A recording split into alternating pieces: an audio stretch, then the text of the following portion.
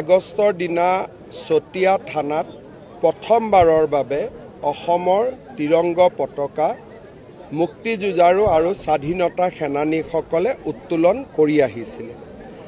আৰু পুনৰাই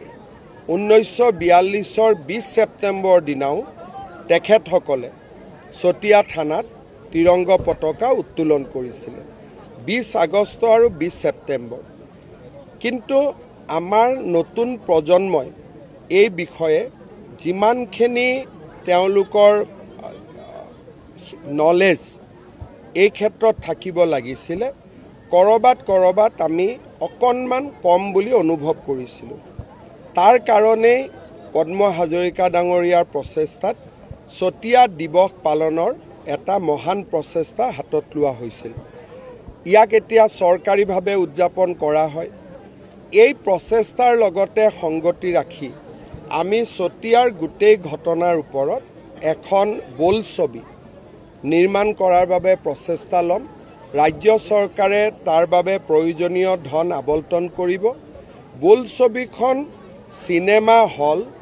আৰু ডিজিটেল মাধ্যম এই দুইটাতে যাতে সমৃদ্ধ হয় আৰু ইউটিউব আদিটো থাকে আমাৰ যাতে নৱ প্ৰজন্মই এই বিষয়ে সদায় সোঁৱৰণ কৰিব পাৰে তাৰ বাবে আমি এই প্ৰচেষ্টা হাতত ল'ম ইয়াৰ উপৰিও অসমৰ প্ৰথমখন মুকলি বিহু মাধুৰী আহত চতিয়াত হোৱা বুলি এটা আমাৰ জনবিশ্বাস আছে কেতিয়াবা গোলাঘাটতো এখন বিহুৱে কয় যে আমাৰ ইয়াত প্ৰথম হৈছিল যি নহওক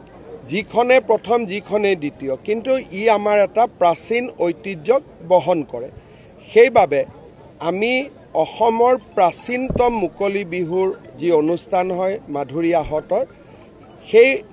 গোটেই তাৰ ব্যৱস্থাটোক সুন্দৰ কৰি সজাই তুলিবৰ বাবে আমি 2 কোটি টকাৰ অনুমোদন দিছোঁ আৰু ভৱিষ্যতে সহায় কৰিব লাগিলে আমি আৰু কৰিম কেইটামান দিন আগতে আমি মূলাগাভৰু মৈদামতো আহিছিলোঁ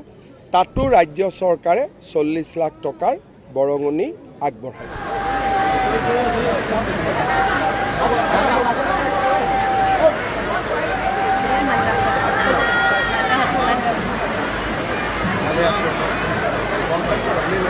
মুখ্যমন্ত্ৰীগৰাকী আমাৰ মাজত উপস্থিত হোৱাৰ পাছতে